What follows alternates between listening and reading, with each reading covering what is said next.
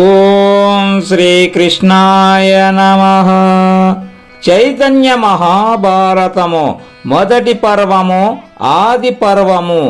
అనుకూల పవనాలు. విదురుడు ద్రుపదుని రాజధాని చేరాడు. ద్రుపదుడు విదురుని సముచితంగా సత్కరించాడు. పాండవులను విదురుడు ప్రేమతో ఆలింగనము చేసుకున్నాడు.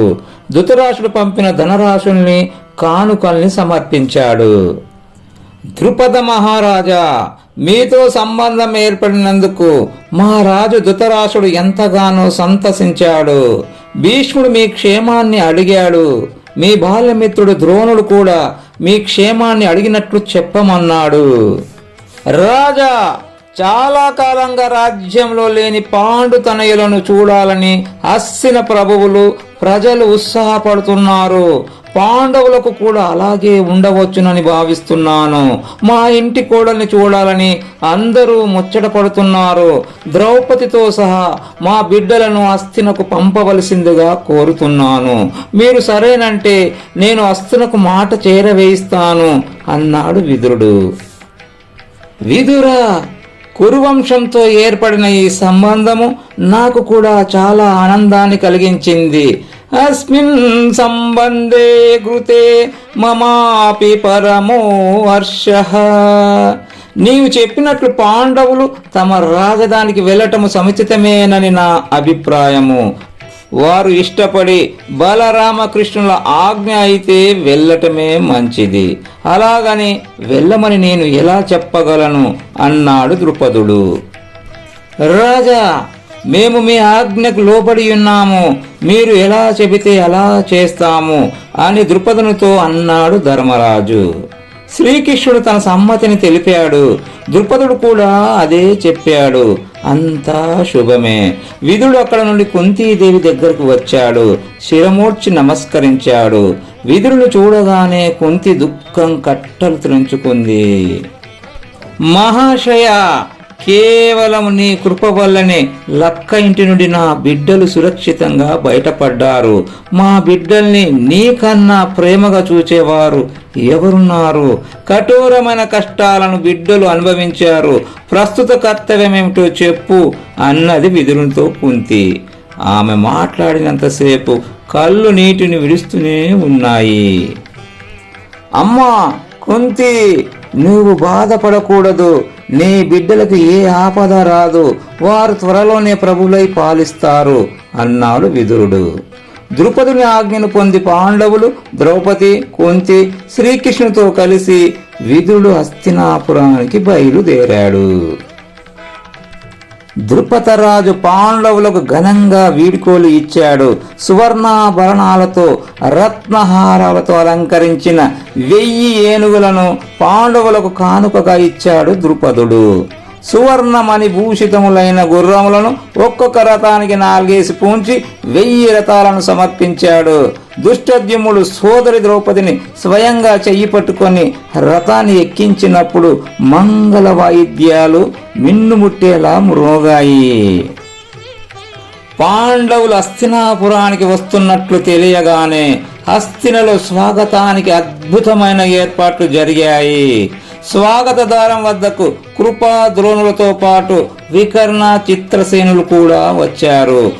దివ్య తేజము అలరారుతుండగా పాండవులు నగర ప్రవేశం చేశారు.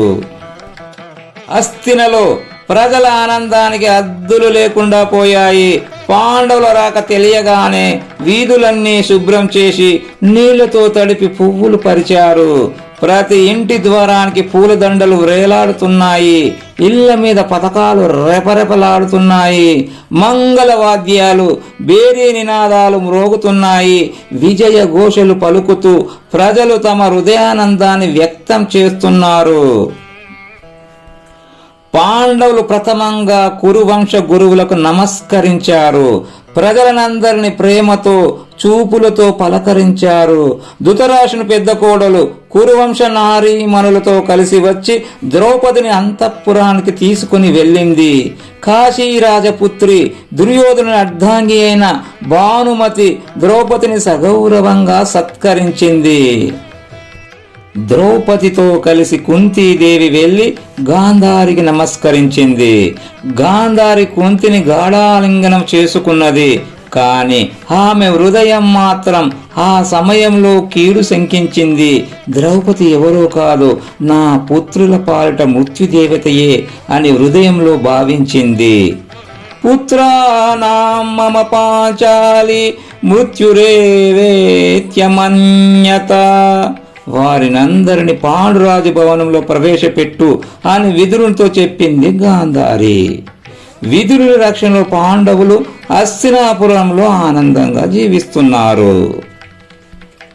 భీష్ముడు తన వద్ద ఉండగా ధృతరాష్ట్రుడు ధర్మరాజుని పిలిపించాడు.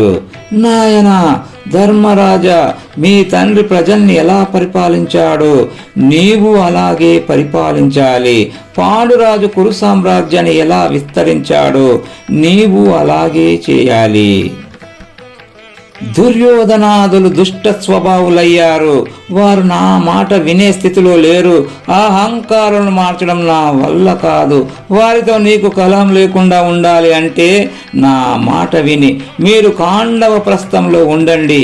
మీ అర్ధరాజ్యాన్ని మీరు తీసుకుని పాలించండి అని చెప్పి విదురును పిలిపించి ఆనాడే రాజ్యాభిషేకానికి సన్నాహాలు చేయించమని ఆజ్ఞాపించాడు. ధృతరాష్ట్రుని ఆలోచనను భీష్మ ద్రోణ కృప విదురులు సమర్థించడమే గాక సర్వోత్తమమైనదిగా భావించారు. శ్రీకృష్ణుడు కూడా ప్రశంసించాడు. అదే సమయానికి అక్కడికి వ్యాస మహాముని అరుదించాడు. వేద విధులు పురోహితులు చుట్టూ ఉండగా వ్యాస మహర్షి ధర్మరాజు పట్టాభిషేక కార్యక్రమాన్ని ఘనంగా నిర్వహించాడు. భద్రపీఠంపై ఆసీనమై ఉన్న ధర్మరాజును పెద్దలందరూ ఆశీస్సులను అనుగ్రహిస్తూ అభిషేకించారు. మహారాజా ధర్మజ, నీవు భూమండలాన్ని జయించాలి. అనేక రాజ్యాధినేతలు నీ చేతిలో ఉండాలి. రాజసూయాది యజ్ఞాలు ఘనంగా నిర్వహించాలి. నీ పరిపాలనలో ప్రజలు అమితానంద భరితులై ఉండాలి అని పెద్దలు ఆశీర్వదించారు. ప్రజలు జయ జయధ్వానాలు పలికారు. ధర్మరాజు పట్టపుటేనుగును ఎక్కాడు. దేవేంద్రుని వలె ఊరేగుతూ హస్తినాపురానికి ప్రదక్షిణము చేసి తిరిగి వచ్చాడు. ధర్మరాజును సర్వులు ప్రశంసించారు, ప్రస్తుతించారు.